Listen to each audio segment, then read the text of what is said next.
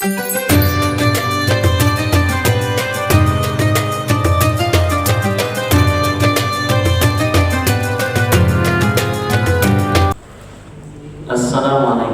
warahmatullahi wabarakatuh. Innal hamdalillah nahmaduhu wa nusalli wa nusallimu ala rasulil karim.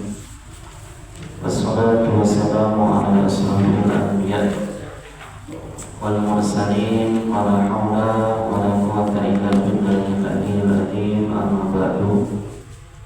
Faqad qala Allah ta'ala fil Qur'anil karim: Afala yatadabbaruna al-Qur'an wa qala aidan wa rattilil Qur'ana tartila. Wa qala nabiyyuna Muhammad sallallahu alaihi wasallam: Man salaka tariqan yaltamisu fihi 'ilman sahalallahu lahu tariqan ilal jannah. Al-hadis wa qala nabiyyuna Muhammad sallallahu alaihi wasallam.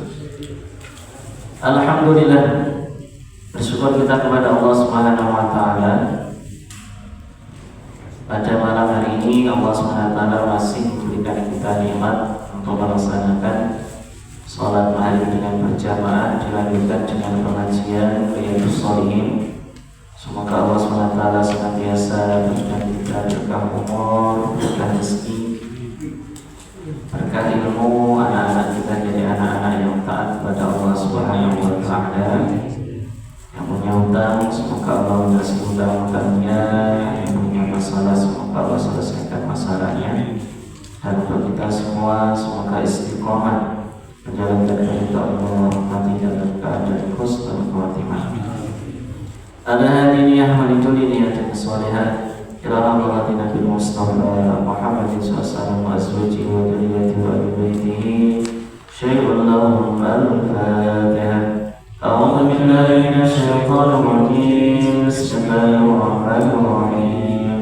الحمد لله رب العالمين الرحمن الرحيم مالك يوم الدين إياك نعبد وإياك نستعين اهدنا الصراط المستقيم صراط الذين أنعمت عليهم غير المغضوب عليهم ولا الضالين.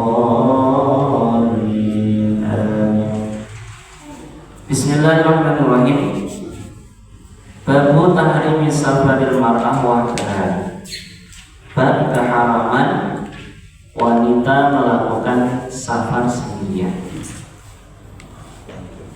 Hadis nomor 989.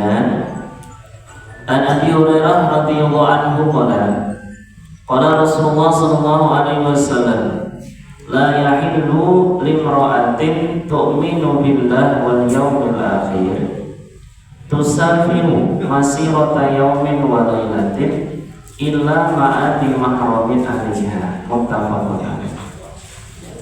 Dari Abu Hurairah radhiyallahu, beliau berkata, baginda Rasulullah SAW bersabda, tidak halal bagi seorang wanita yang beriman kepada Allah dan hari akhir. Jadi kalimat beriman kepada Allah dan hari akhir ini sebagai pembeda antara orang mukmin dan orang musyrik. Karena orang-orang musyrik, terutama orang-orang kafir Mekah, mereka itu tidak percaya ada namanya hari akhir.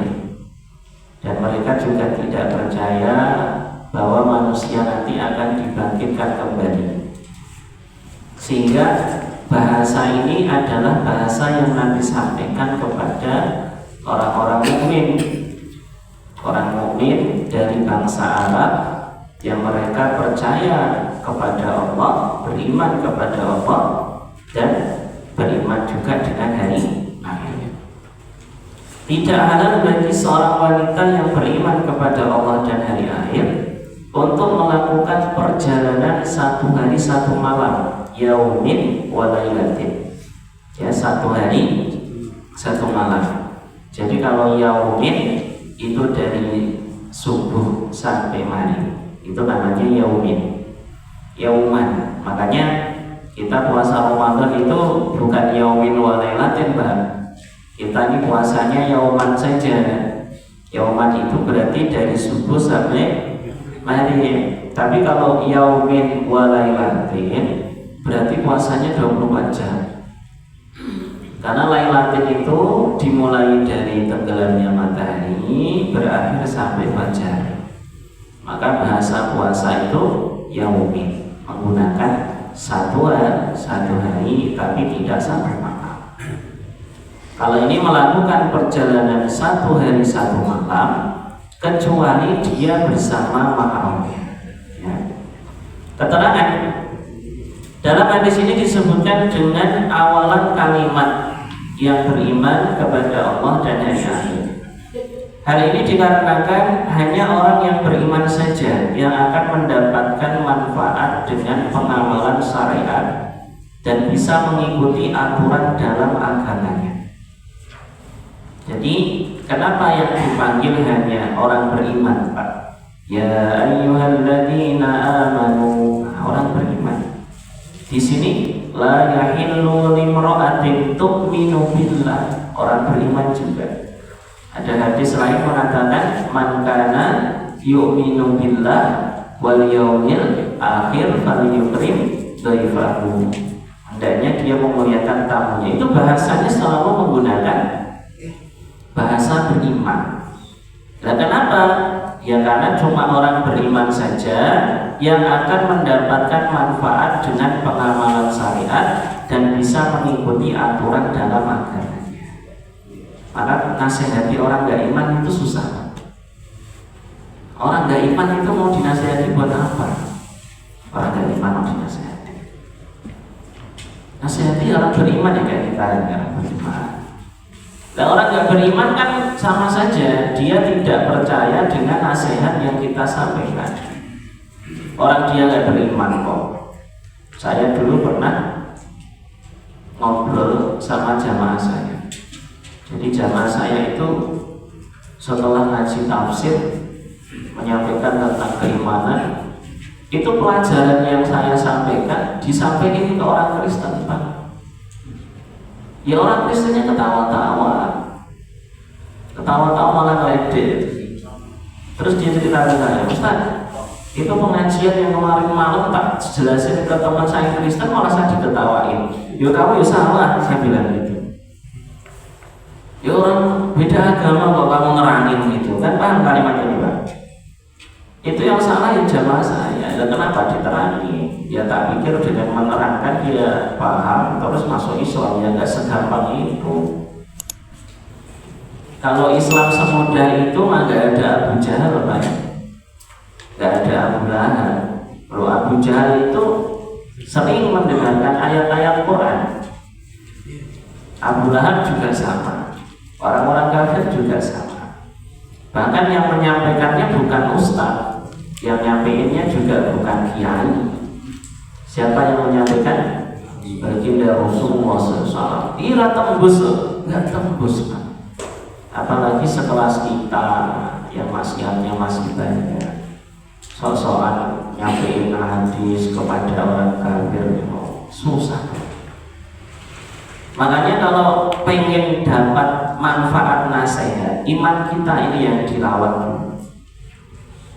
Makanya lebih mudah memberi nasihat kepada orang-orang yang ahli masjid dibandingkan orang-orang yang tidak pernah ke masjid. Karena orang di masjid itu imannya lebih terjaga. Lebih mudah memberi nasihat kepada anak-anak santri daripada anak-anak yang nggak nyantri. Karena anak-anak santri imannya lebih terjaga. Kita baca lagi.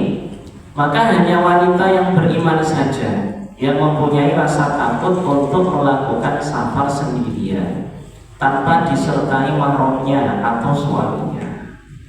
Jadi kalau memang benar-benar dia mukmin, dia pasti nggak berani, Pak, nggak berani safar sendiri. Maka kalau dia berani safar sendiri dari sini ke Palembang mobilan sendiri, dari sini ke Sumatera sendiri, itu imannya perlu dipertanyakan. Orang mukmin kok nggak ikut aturan nanti kerja ke PKW, jadi PKW, akhirnya sampai sana lecehkan, itu salah sendiri juga. Perempuan kerja merantau sampai di lokasi di apa itu ditipu sama orang, yo jangan salahkan diri sendiri karena tidak ikut aturannya Rasulullah. Jadi kata ulama, termasuk cara Allah ingin menyadarkan wanita-wanita agar mereka takut jalan sendiri. Allah bikin kejadian-kejadian yang membuat mereka rusak.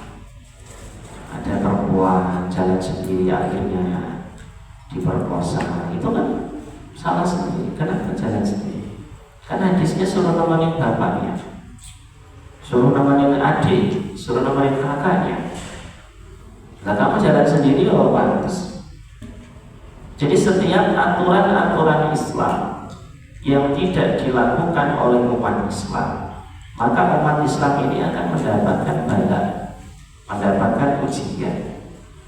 Jadi jangan salah nih, kasus banyak kan, istrinya jadi PKW, suaminya sama orang lain. Ya salah sendiri, punya suami kok ditinggal 2 tahun. Ya suaminya ya salah kasih izin, istrinya lu ngapain nyari duit sampai ke luar negeri. Istrinya kerja 2 tahun, gak pernah ketemu suaminya, terus suaminya jajan sama perempuan lain. Itu yang salah siapa Pak?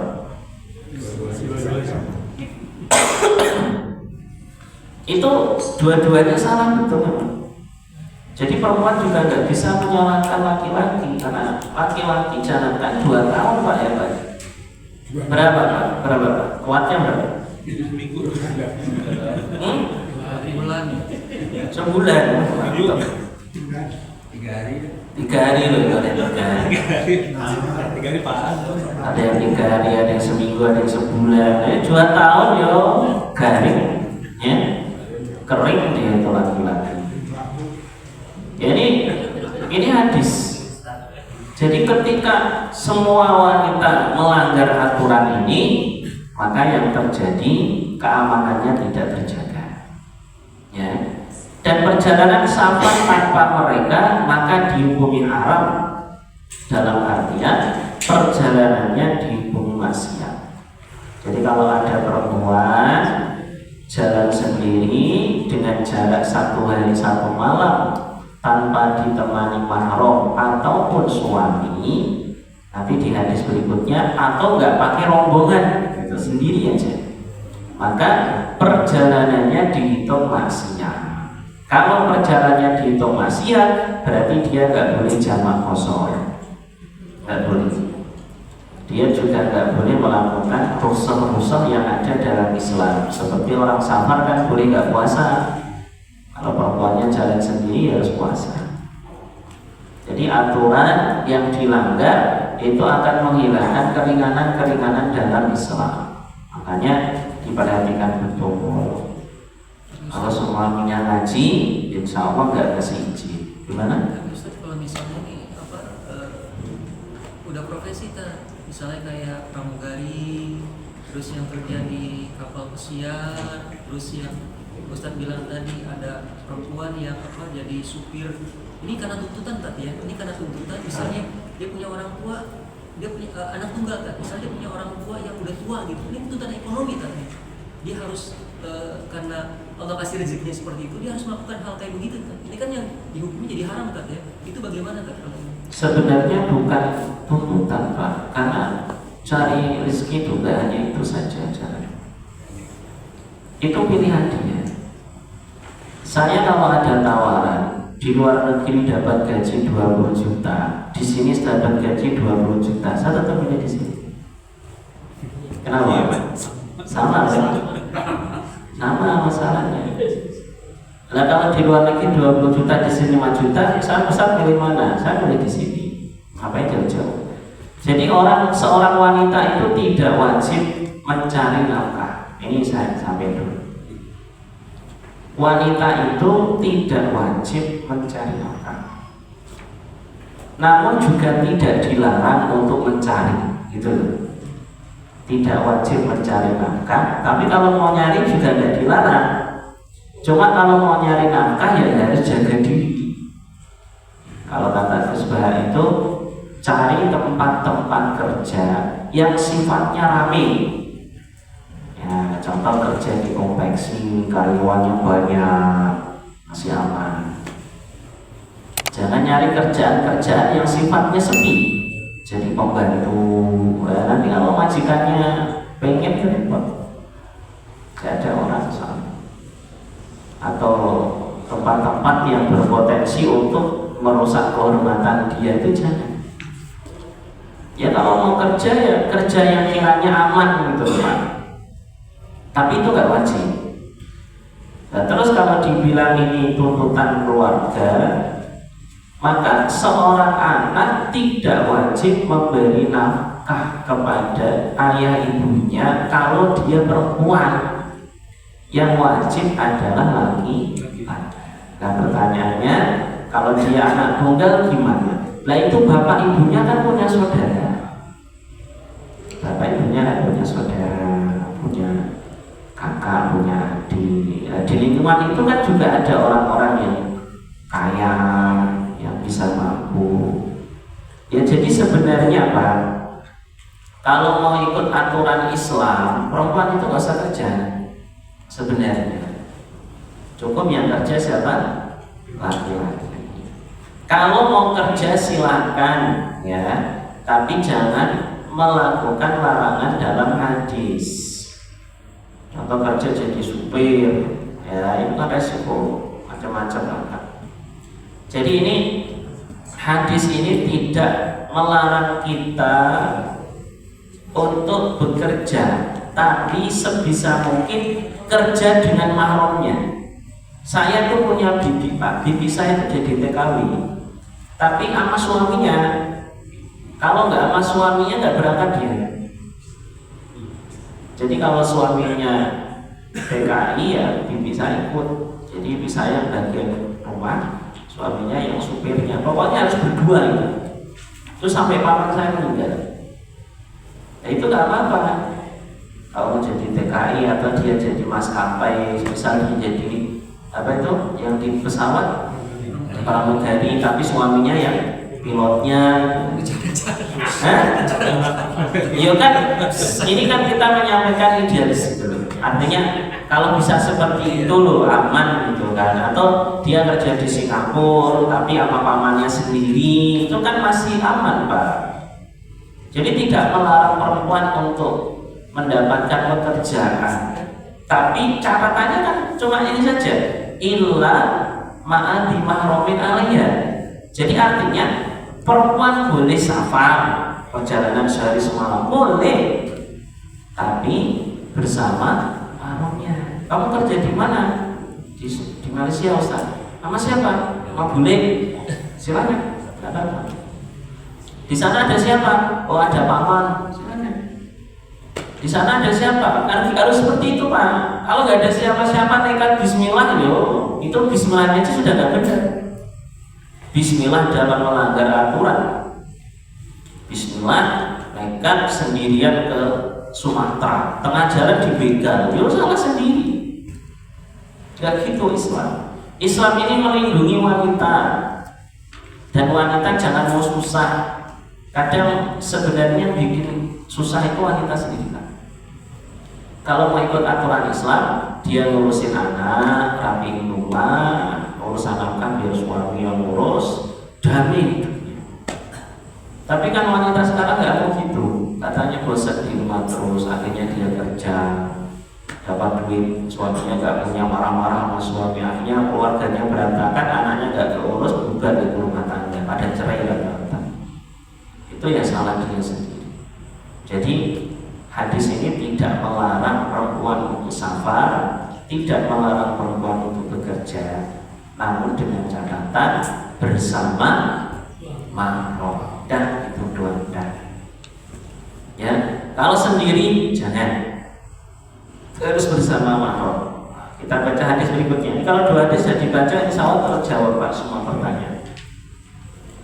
Wa Ibnu Abbas radhiyallahu anhu sami'an Nabi sallallahu alaihi wasallam yaqul la yakhwanna rajulun bimra'atin illa ma'ahan dumar. wala tusafirul mar'a ila ma'ati mahramin. Faqala lahu rajulun ya Rasulullah inna imra'ati kharajat hajatan wa inni uktubtibu fi ghuswatin kada wa kada. Qala in qalib fahujja ma'al wati. Muttafaqun alaih. Dari Ibnu Abbas radhiyallahu anhu, sesungguhnya beliau mendengar baginda Nabi SAW bersabda, janganlah seorang laki-laki berduaan dengan wanita kecuali wanita itu bersama mahramnya. Ya, ini bukan suami istri ya, ini beda. Janganlah seorang laki-laki berduaan dengan wanita kecuali wanita itu bersama mahramnya. Maka termasuk privat juga sama.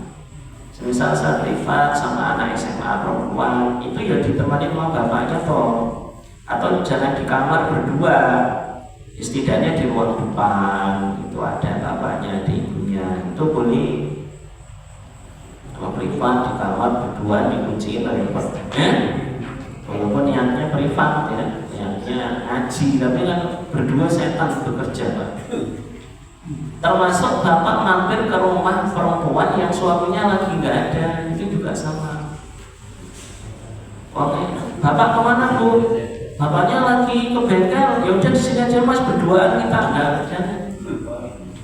Jangan Pak, bahaya itu. Jangan memasuki rumah yang nggak ada suaminya. Kasus banyak terjadi. Ya, nah, ini kan aturan semua. Begitu hebatnya Islam melindungi wanita. Islam juga Pak, Islam melindungi perempuan. Jangan berduaan, kecuali bersama mahramnya.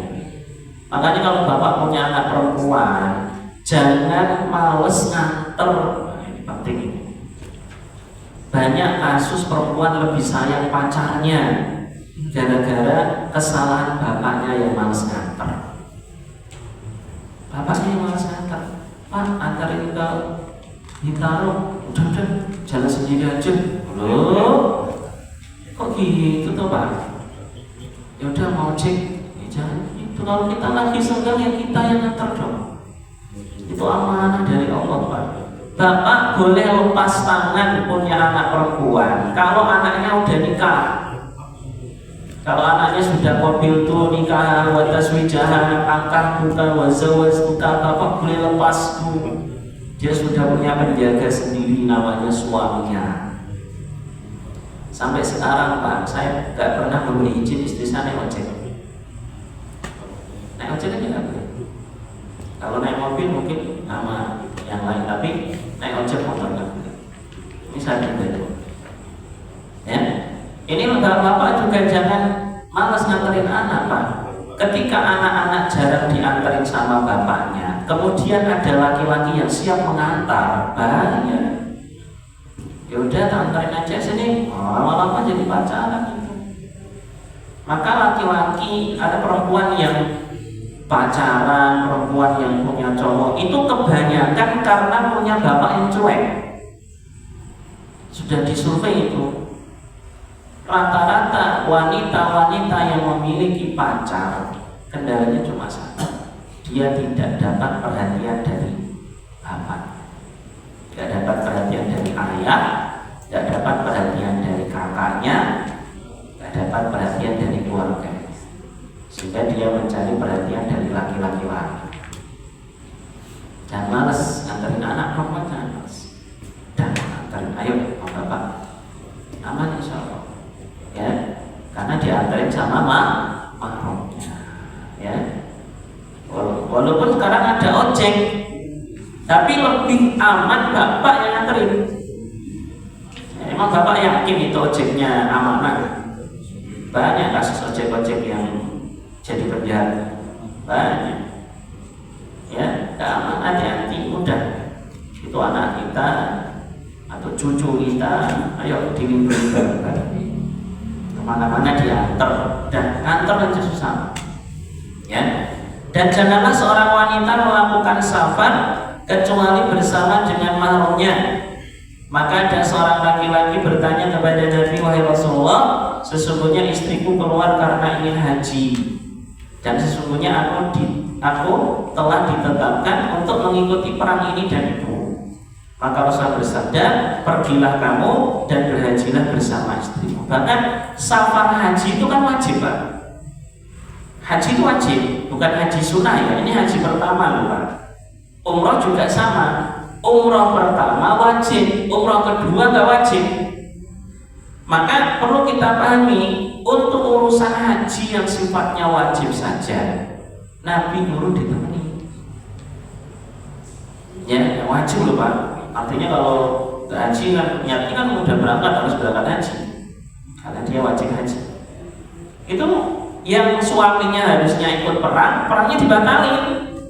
Udah, pergilah kamu, berarti kan dia nggak jadi perang.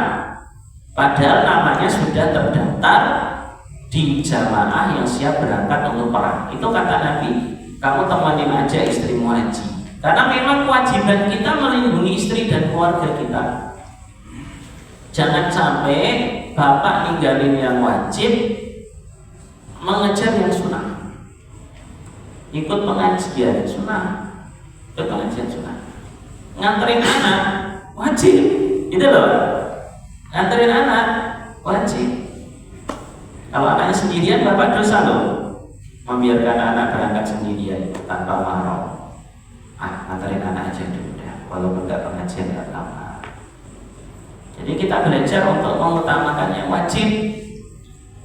Jangan mengejar sunnah, tinggalin yang wajib. Nah ini malah wajib dua-duanya. Suaminya wajib perang, istrinya wajib haji. Tapi lebih bahaya mana?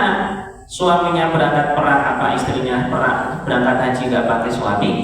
Ya lebih bahaya kalau istrinya haji nggak ada suaminya. Nah, ini makanya perangnya dibatalin, suruh berangkat haji bersama istri. Keterangan. Dan suami juga bisa dimasukkan dalam hadis ini, walaupun suami bukan mahram. Karena pengertian mahram adalah seorang yang diharamkan untuk menikah dengan dia, seperti ayah, paman, kakak, dan adik dan paman. Jadi dibedakan Pak, mahram. Mahram itu siapa sih? Hurrimat alaikum ummahatukum wa banatukum, itu mahram. Mahram itu orang yang haram dinikah. Dan hadis ini selalu menggunakan kata-kata bersama mahram. Kenapa tidak disebut suami? Karena kalau bahas suami, nggak semua perempuan punya suami. Paham Pak? Nggak semua perempuan punya suami kan? Tapi kalau mahram pasti punya. Entah kakaknya, bapaknya, pamannya, adiknya, ponakan. Nah itu mahram juga. Makanya bahasanya mahram. Jadi jangan disamain mahram sama suami, beda. Suami itu ya suami, zaujun namanya. Mahram ya, mahram. Mahram itu apa? Apa? Seseorang yang diharamkan untuk menikah dengan dia seperti ayah, paman, kakak, dan adik dan paman. Itu maksudnya ya bisa dari jalur ibu, bisa jadi jalur apa? Ya. Nah terus suami ya suami. Makanya kalau suami boncengin istri terus ditegur sama temannya, ini siapa nih? Ini mahram. Halah itu. Ini istri saya. Ya. Kalau dia bilang ini muhrim juga lebih salah lagi. Muhrim itu kalau dalam bahasa Arab artinya orang yang ihram. Orang yang ihram dinamakan muhrim. Muhram, orang yang diihramkan, muhrim. Ya. Jadi yang benar apa? Mahram. Mahram itu kalau saya sama ibu saya. Ustaz sama siapa? Sama mahram. Siapa? Ibu saya. Kalau saya sama ponakan saya, anaknya kakak, anaknya adik, itu mahram saya. Kalau sama istri saya, istri saya. Istri bukan mahram. Kenapa? Karena bisa dinikah. Itu loh. Makanya nyentuh istri batal, enggak apa nyentuh mahram tidak batal. Itu kalau Syafi'i. Imam Syafi'i itu menghukumi batal menyentuh istri karena statusnya bukan mahram tapi istri. Kita bahas lagi. Jadi kalau mas suami juga boleh Pak, walaupun enggak mahram, gitu maksudnya. Jadi yang penting ditemani lah. Ini nanti setelah saya baca lebih jelas lagi, bukan hanya sama suami ya, sama perempuan yang bukan mahram pun asalkan amanah boleh. Imam Hafiz berkata, beliau menjadikan hadis ini sebagai dalil bahwa tidak dibolehkan melakukan safar bagi wanita tanpa mahram.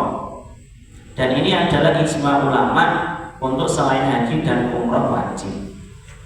Artinya, kalau safarnya bukan haji dan umroh, semua ulama sepakat safarnya perempuan tanpa mahram haram.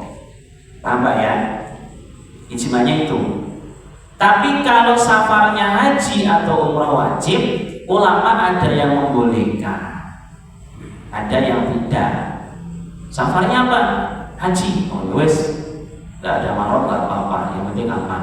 Ada yang bolehkan. Kalau safarnya safar umroh wajib atau haji wajib. Tapi kalau safarnya adalah selain itu, ijma ulama mengatakan haram tanpa bersama dengan mahram. Dan sebagian ulama menjadikan hal ini, yaitu disertai suami atau mahram sebagai syarat haji. Bahkan ada yang mengatakan hajinya tidak boleh berangkat kalau nggak ada mahramnya. Ada ulama mengatakan nggak boleh berangkat haji kalau tidak bersama mahram.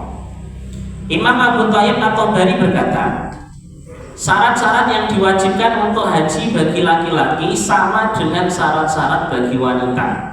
Maka jika seorang wanita ingin mengerjakan haji, maka tidak boleh bagi dia untuk menjalankan haji kecuali bersama dengan mahramnya. Itu Imam At-Tabari, pengarang kitab tafsir Tabari. Atau suaminya, atau bersama dengan wanita-wanita yang dapat dipercaya. Kalau bersama dengan ibu-ibu, semisal rombongan travel umroh, aman, boleh, tidak apa-apa. Ya, travel umroh yang sekarang karena nggak sendirian, maka boleh. Suami nggak ikut nggak apa-apa. Ya, semisal istri saya mau berangkat umroh wajib, kan, umroh pertama kali kan wajib. Ya udah, saya ikut nggak apa-apa. Kan ada ibu-ibu yang lain. Kalau bersama ibu-ibu lain yang amanah yang dapat dipercaya, maka suami boleh memberikan izin kepada istrinya untuk melaksanakan umroh wajib ataupun haji wajib. Ya. Dan dalam Sahih Muslim disampaikan bahwa sesungguhnya baginda Rasulullah bersabda, takutlah kamu untuk masuk kepada wanita. Maka ada seorang laki-laki bertanya, wahai Rasulullah, bagaimana pendapat engkau jika kepada ipar? Maka Nabi bersabda, ipar adalah maut. Itu hadisnya Pak. Ya Rasulullah, afara'ait alhamu wa qala alhamu al-maut. Nah, ini ada hadisnya tuh di atas tuh. Ipar maut. Walaupun nama ipar, berdua nama ipar, itu tetap haram. Kenapa? Ipar itu bukan mahram, karena kalau suaminya mati, bapak bisa nikahin ipar. Atau kalau istri bapak mati, bapak bisa nikahin ipar. Ya terserah bahasanya, ya mau panjang atau turun apa, yang jelas ipar itu potensinya berbahaya Pak. Ya, apalagi istri bapak gemuk, iparnya cantik, wah ini berbahaya. Ya, pokoknya hati-hatilah ipar, walaupun seperti saudara buat dijaga jaraknya.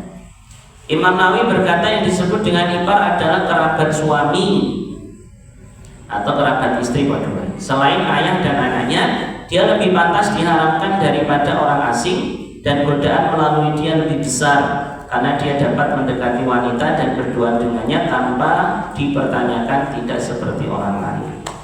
Jadi kalau bapak berduaan sama ipar kan orang nggak curiga.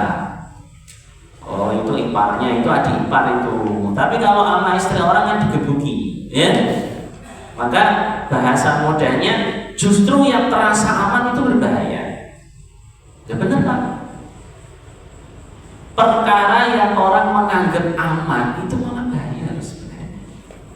Air tenang, tahu-tahu dalamnya ada buayanya, bahaya. Ya, kayaknya sama ipar aman, tahu-tahu berduaan, bahaya. Hati-hati. Udah. Islam ini mengajarkan kita untuk jaga jarak dengan ipar. Dan bapak pun jangan terlalu seneng membiarkan adik bapak nganterin istri bapak. Nah ini penting. Mas, aku mau jalan sama adikmu ya. Ya udah sana. Jangan. Ya. Adik adik saya, misal saya punya adik laki-laki, nganterin istri saya, jangan, nggak boleh itu. Karena ya memang nggak boleh. Orang itu kalau sudah nikah Pak, yang boleh itu cuma mertua saja. Udah, saya nikah dengan istri saya, maka yang jadi mahram saya cuma ibunya istri sama bapaknya istri. Selain itu semua bukan mahram. Bibinya istri bukan mahram. Jadi saya megang bibinya istri batal. Ya, tantenya istri, ponakannya istri itu semua bukan mahram saya. Kak saya sudah nikah dengan istri saya, yang jadi mahram saya cuma ibunya dia sama bapaknya dia saja. Paham Pak ya? Begitupun istri saya menikah dengan saya, yang jadi mahram dia cuma bapak saya dan ibu saya. Namanya musyawarah. Selain itu enggak. Maka kalau istri saya diboncengin adik saya yang cowok, dan boleh. Paham Pak? Karena bukan mahram. Paham Pak ya? Ada pertanyaan sebelum masuk bab yang lain? Amalan dulu nih, ini dulu. Kalau anak tiri, enggak, ayo udah sini dulu. Gimana? kalau anak tiri atau bapak tiri, bukan. Anak tiri dan bapak tiri, oh enggak mahram lah. Bahaya ya. Bahaya.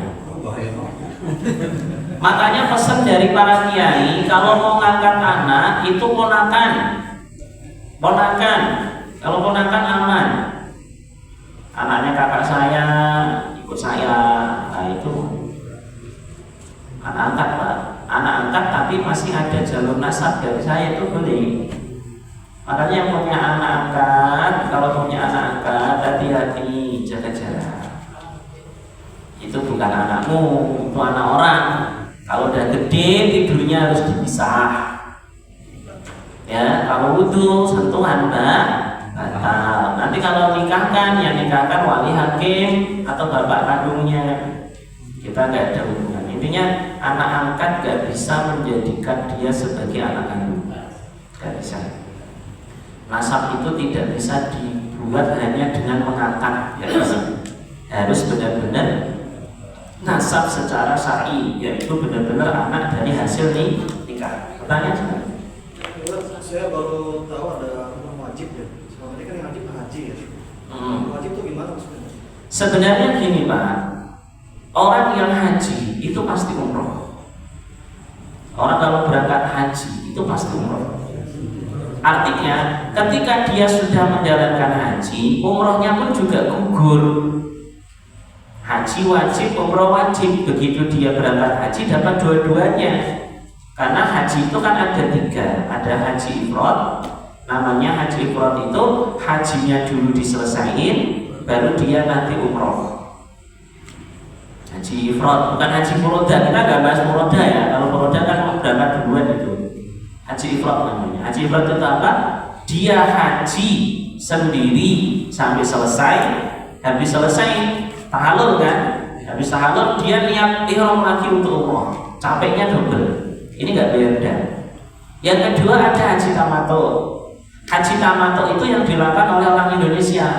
Nyampe umroh dulu, habis umroh nanti tahallul pakai baju batik nyantai lah gitu kan. Habis itu nanti ihram lagi untuk haji. Itu tamato, umroh dulu baru haji. Yang ketiga ada haji kiron. Haji kiron itu 1 kali jalan dapat haji dapat umroh. Jadi niat ihramnya cuma 1 kali saja. Itu yang tamattu kena dam, yang kiron kena dam. Lah karena orang haji pasti umroh. Kalau orang umroh belum tentu haji, maka ada istilah umroh wajib. Kalau kamu mampunya baru umroh, ya umroh aja, yuk berangkat umroh. Jangan umrohnya enggak, hajinya juga enggak, gitu loh Pak.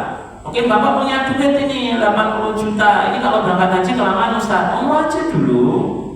Umroh dulu, berarti kita sudah menggugurkan kewajiban umroh kita. Umroh dulu, kalau nanti dapat rezeki baru haji. Jadi yang sudah umroh berarti dia sudah menggugurkan kewajiban umroh. Yang sudah haji, umrohnya pun pasti kena. Karena haji nggak mungkin nggak umroh. Tapi kalau umroh belum tentu haji. Karena umroh itu sepanjang tahun, sementara haji bulannya khusus dari bulan Syawal Dzulqa'dah dan Dzulhijjah. Kalau umroh bebas ya. Jadi umroh wajib itu kalau orang dapat rezeki umroh doang, berarti wajib berangkat itu. Misal saya kok tiba-tiba ada ngasih duit Ustaz berangkat umroh Ustaz, saya wajib berangkat. Gak boleh duitnya dijadiin motor, gak boleh, haram itu. Ada itu karyawan-karyawan yang kayak gitu, dapat umroh dari perusahaan diduitin, gak boleh itu, dosa dia. Kecuali dia sudah pernah umroh, dia sudah pernah umroh, dapat bonus dari kantor umroh, boleh diduitin, boleh, karena dia sudah pernah umroh. Tapi kalau belum pernah umroh, wajib berangkat. Itu kalau gratis. Kalau suruh ngutang, nggak usah diambil, ya. Kalau ngutang nggak usah diambil. Terus statusnya hadiah? Hah? Dia dapat umroh nih, terus kita duitin, ya kita beli mobil, beli motor. Haram juga sih. Kalau belum pernah berangkat, haram. Dia menunda keberangkatan. Takutnya nanti mati belum berangkat, kan? Utang. Paham insyaallah? Ada lagi pertanyaan tentang masalah safar wanitanya dari jamaah? Silakan. Kalau dengan istrinya jatuhnya mahram. Gimana? Saya punya istri, itu jatuhnya mahram atau bukan? Istrinya paman kita itu bukan mahram. Kalau paman kita mati, kita boleh nikahin istrinya, kecuali istrinya bapak kita. Kalau istri bapak kita mahram mu'akkad, bapaknya udah mati, nggak boleh dinikahin, nggak boleh. Tidak boleh menikahi mantan istri bapak. Maka bapak kalau nikahi janda itu tanya dulu, nah, dulu pernah nikah sama siapa? Lama ini, oh bapakku itu, ya? Ya bener Pak. Kan sekarang banyak laki-laki nakal Pak. Nikah di Sumatera nggak ngomong, nikah di Bandung gak ngomong. Anaknya udah gede, naksir itu sama perempuan, ternyata mantan bapaknya gak boleh. Bener ini mungkin lucu tapi memang kenyataan seperti itu ada. Dipastikan itu dulu nikah sama siapa. Oh, kalau bukan nama bapak kita ya mana-mana aja. Jadi kalau istrinya om, istrinya paman itu bukan mahram. Paham insyaallah? Nggak bercipika-cipika Ya? Nggak bercipika-cipika dong berarti ya. Kan kalau dulu sama kumpul ketemu sama anak-anak kan sering ketemu cipika-cipika gitu sama ponakannya. Ya. Intinya kalau bukan mahram, yang larangannya kan larangan berduaan Pak. Kalau rame-rame ya aman aja. Misal saya sama istri kakak saya, tapi ada kakak saya, ada anaknya, ya aman-aman aja. Itu bukan khulwah namanya. Jadi yang dilarang itu bapak dan dia doang, nggak ada yang lain. Itu baru yang disebut haram. Paham insyaallah? 4 menit lagi. Tak baca ya? Berikutnya bab fadilah membaca Al-Quran. Cepat semua. Dari Abi Umamah radhiyallahu anhu berkata, bacalah Al-Quran karena sesungguhnya dia akan datang pada hari kiamat nanti sebagai syafaat bagi para pengikutnya. Keterangan dalam hadis ini dijelaskan tentang perintah untuk membaca Al-Quran karena sesungguhnya Al-Quran akan memberi syafaat bagi para pengikutnya, yaitu ahli Al-Quran, mereka yang senantiasa membaca dan berpegang teguh dengan ajarannya dan menjalankan apa yang diperintah dan meninggalkan apa saja yang dilarang dalam Al-Quran. Jadi kalau redaksi hadisnya Pak, disebut ahli Quran itu bukan penghafal saja, tapi membaca, memahami, mengamalkan. Maka bapak kalau mau ngasih sedekah sama hafiz Quran, sama kiai, itu lebih gede pahalanya ke kiai Pak. Karena kiai tidak hanya membaca, tapi dia mengamalkan dan menyampaikan. Sementara kalau yang hafal Quran doang, dia hanya baru membaca saja. Pengamalannya belum, karena belum dipahami. Ya, jadi disebut ahli Quran itu siapa? Yang membaca, memahami, mengamalkan, menyampaikan. Itu namanya ahli Quran yang mantap betul itu. Nanti yang dapat syafaat dari Al-Quran. Kita baca lagi. Dari Nawas bin Samar radhiyallahu anhu, beliau berkata, aku mendengar baginda SAW bersabda, pada hari kiamat nanti Al-Quran dan orang-orang yang mengamalkannya di dunia akan dihadirkan. didahului oleh surat Al-Baqarah dan surat Ali Imran yang akan membela orang yang membacanya. Keterangan hadis ini menjelaskan kepada kita tentang fadilah membaca surat Al-Baqarah dan surat Ali Imran dan mengamalkan isinya, di mana dia akan mendapatkan pembelaan dari dua surat ini. Jadi kalau Bapak ngaji Quran dari mulai Al-Baqarah sampai Ali Imran, insya Allah Pak, dua surat ini siap membela Bapak nanti pada hari kiamat. Jadi kalau kita punya masalah, jadi perlu kita pahami Pak, syafaat itu apa sih? Syafaat ini untuk orang yang bermasalah. Jadi kalau Bapak nggak punya masalah ya nggak butuh syafaat. Makanya ada orang ngaji Quran tapi masih maksiat, nanti bisa disyafaati Quran. Ustaz dia sering ngaji tapi kadang maksiat juga, jadi syafaat Quran nanti. Jadi perlu dipahami, syafaat itu untuk orang yang bermasalah.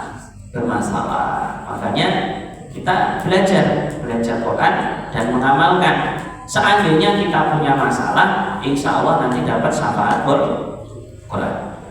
Terakhir dari Utsman bin Affan yang beliau berkata, Rasul bersabda, sebaik-baik kalian adalah orang yang belajar Al-Quran dan mengajarkannya. Keterangan dalam hadis ini jelaskan tentang keutamaan terbesar bagi orang yang menghafal Al-Quran, mengamalkannya dan mengajarkannya kepada orang lain. Jadi kalau orang sudah belajar Quran, mengajarkan Quran, mengamalkan Quran, itu pahalanya gede. Seperti dalam firman Allah, bal huwa ayatun bayyinatun fi suduril ladzina utul ilm. Tidak, tetapi ayat-ayat itu jelas di dalam hati orang-orang yang berilmu. Artinya, kalau dia sudah mengamalkan Quran, menyampaikan Quran, dia mendapatkan gelar khairukum, sebaik-baik kalian. Ini termasuk Pak, ngaji hadis ini termasuk ahli Quran. Jadi jangan Bapak bilang ahli Quran itu harus ngaji tafsir, karena tidak mungkin memahami Quran tanpa hadis. Gak bisa. Orang yang belajar fikih juga ahli Quran, karena gak mungkin memahami Quran tanpa fikih. Di Quran ada perintah sholat, tapi kan yang nerangin syaratnya sholat, yang batalin sholat itu apa? Fikih. Maka yang belajar fikih juga termasuk ahli Quran. Jadi jangan mempersempit istilah ahli Quran hanya penghafal Quran saja. Saya sering ketemu orang-orang yang hanya menerjemah ahli Quran itu apa-apa penghafal Quran itu ada banyak. Oh ini bukan ahli Quran Ustaz, dia ini Ustaz alim ini tidak hafiz Quran, nggak boleh gitu. Ini kalau nggak ada orang alim itu nggak bisa paham Quran. Paham kan? Yang menerjemah Quran itu orang alim apa penghafal Quran? Orang alim. Ya berarti orang alim juga ahli Quran. Jadi jangan dibilang orang alim bukan ahli Quran, justru orang alim itu ahli Quran. Jadi kita kumpulin aja semua, jangan dipisah-pisah ya. Semoga Allah terima pengajian kita, amin. Dan semoga Allah jaga kita dan keluarga kita dari maksiat, amin ya rabbal alamin. Subhanallah, asyhadu an la ilaha illa anta, astaghfiruka wa atubu ilaik. Assalamualaikum warahmatullahi